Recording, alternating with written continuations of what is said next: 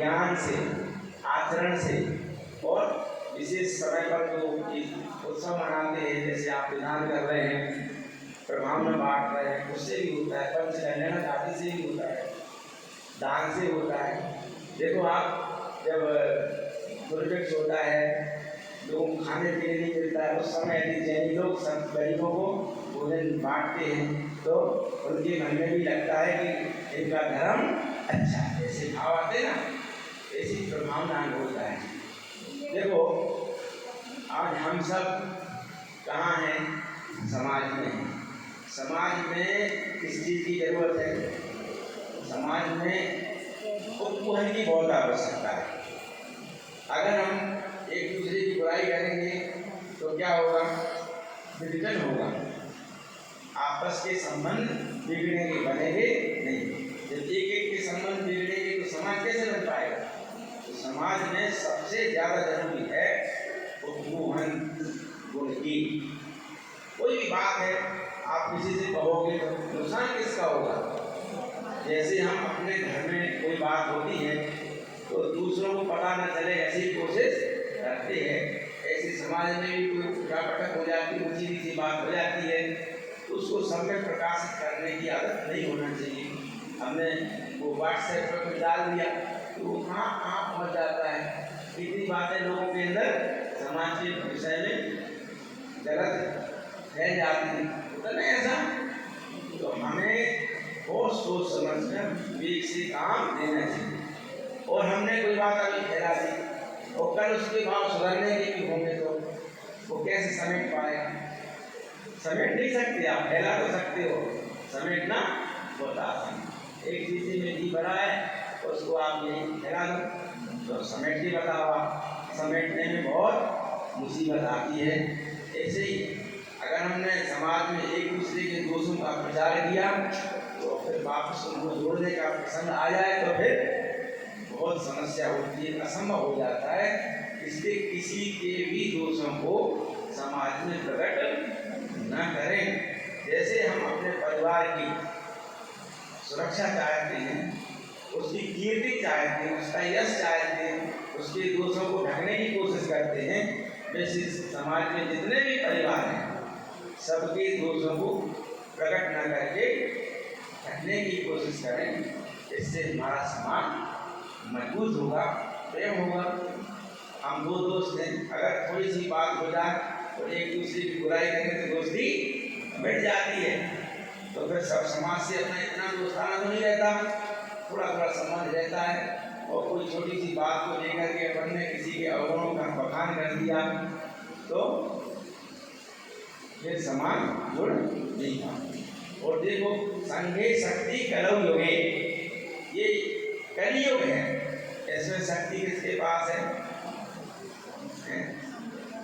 संघ समुदाय के पास है। अपन देखते हैं संसार में जिनका संगठन है उनके काम हो जाते हैं, जिनके अंदर बिखराव है उनका कोई भी काम नहीं हो पाता है, उनके न तीर्थों की रक्षा हो पाती है, न समाज का विकास हो पाता है। देखा ना?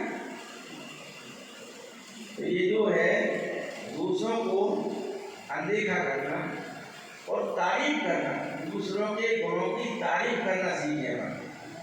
थोड़ा सा अच्छा काम किया तो अपन छोटे बच्चे को क्या कहते हैं, कोई 5-6 साल का बच्चा भी है, महाराज जी के पास आप महाराज जी महार लेना चाहते तो वो हाथ नहीं लेते, लेकिन कोई बात नहीं करते, फिर आखिरी में किसी को हाथ लगवा लेंगे, जहाँ धो रहे होंगे तो हाथ लगवा लेंगे। उस बच्चे के अंदर वहीं से संस्कार पैदा हो जाते हैं। तो महाराज जी भी इतना विवेक से काम लेते हैं तो हमें भी प्रोत्साहित करना है। आज धर्म कहाँ जा रहा है? अपन तो जाने वाले हैं, कौन संभालेगा धर्म के काम को? कौन करेगा? कैसे चलेगी भगवान की पूजा, स्वाध्याय, धर्म का प्रचार? वो जो छोटे छोटे बच्चे आज सीख जाएंगे, वो आगे चल करके धर्म को संभालेंगे। अब बच्चों में भी कई संस्कार हो जाते हैं तो धीरे धीरे उनको खोटी आदतों से बचाना और उनको बहुत ज़्यादा प्रोत्साहित करना। कोई मंदिर एक दिन भी आया है तो बेटा बहुत अच्छा किया, बहुत प्रसन्न होना, उसके लिए बहुत इनाम देना, है ना? तो वो बच्चा जो है आगे बढ़ता जाता है। ऐसे ही कोई भी व्यक्ति है समाज का, अगर धर्म कार्य में थोड़ा सा भी आगे बढ़ता है तो उसकी पीठ थपथपाना, खुश होना, कोई संयम देता है तो उसकी प्रशंसा करना। आप करके देखो, बहुत कठिन होता है संयम पालन करना। अपन दोष देख लेते हैं, कह देते इसके पालन से क्या फायदा, ऐसा नहीं करना। और स्थिर करने की जहाँ तक बात है, बहुत सारे लोग कभी कभी जैन से अजैन बन जाते हैं। जो बन जाते हैं उसका विचार करना। और देखने में आता है कि कई जगह आचार्यों में उदाहरण है, सामान्य व्यक्ति जैन धर्म अपना लेते हैं। कैसे अपना लेते हैं? उनको स्थिर करते थे। पहले के जमाने में जैनी लोग लोगों के लिए रोजगार देते थे, आस पास में रखते थे, उनकी समय समय पर मदद करते थे, उनके बच्चों को पढ़ाते थे। आज भी देखो अपने पुराने इतिहास में जैन स्कूलों में जो लोग पढ़े हैं, जब वो मुख्यमंत्री बन जाते हैं या प्रधानमंत्री बन जाते हैं तो लोग कहते हैं जैनियों के स्कूल में पढ़े थे, तो समाज का गौरव होता है, अपना माथा ऊंचा होता है। और अगर आप ये परोपकार काम नहीं करें तो अरे क्या है, इनके रहने से क्या फायदा हमारे, इस तरह के भाव होते हैं। तो छोटे से छोटे व्यक्ति को भी आगे बढ़ाने का काम करना चाहिए, ये अपना जैन धर्म सिखाता है। और प्रेम वो चीज है कि गलत आदमी को भी सही दिशा दे सकता है। पिताजी डांटते हैं, बच्चा घर से दूर होता जाता है, माँ उसे प्यार देती है तो वो बच्चा सुधर जाता है ना, देखने में आता ना। और सब किसको याद करते हैं? माँ माँ। कोई भी कष्ट होता है किसको याद करते हैं? हम मम्मी को याद करते हैं। क्यों याद करते हैं? तो वो हर समय हमारी सहायता करती है। ऐसे ही जो है हमारा व्यवहार होना चाहिए। कोई भी बात आ जाए हम केवल सहायता करेंगे, उसको प्रोत्साहित करेंगे, तो वो व्यक्ति मुसीबत में आपको याद करेगा, आपके आचरण को देख करके वो उस तरफ चलेगा। वो सोचेगा देखो ये इतने महान हैं तो हमें भी ऐसे ही होना चाहिए। आदर्श कौन बनते हैं? जो दूसरों को प्रोत्साहित करते हैं, उठाते हैं, वे ही आदर्श बन जाते हैं। लोग उन्हीं को महान मानते। देखो आप, अब जैन की बात तो नहीं, पर वो मदर टेरेसा का नाम आता है। क्यों आता है?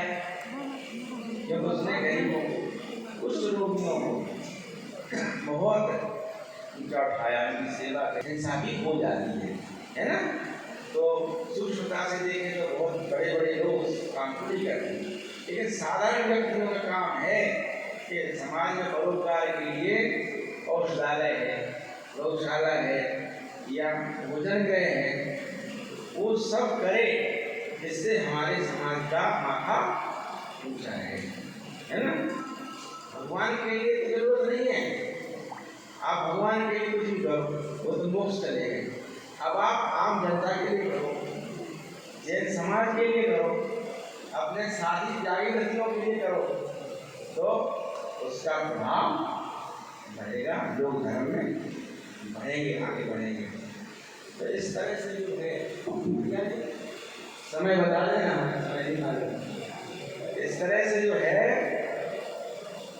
उपकोहन की बहुत अधिक आवश्यकता है, स्थिरीकरण की आवश्यकता है, वात्सल्य की आवश्यकता है, निर्भीक चिकित्सा की आवश्यकता है। देखो समाधि है, समाधि चाहते ना अपन सब लोग। पूजा में क्या पढ़ते हैं आप आखिरी में?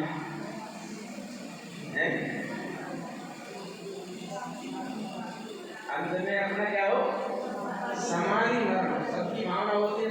मुनि महाराज भक्तियों में पढ़ते हैं और अपन लोग की पूजा के अंत में हाँ दुख हो, कमक हो, पूजा हो, सोए समाई होना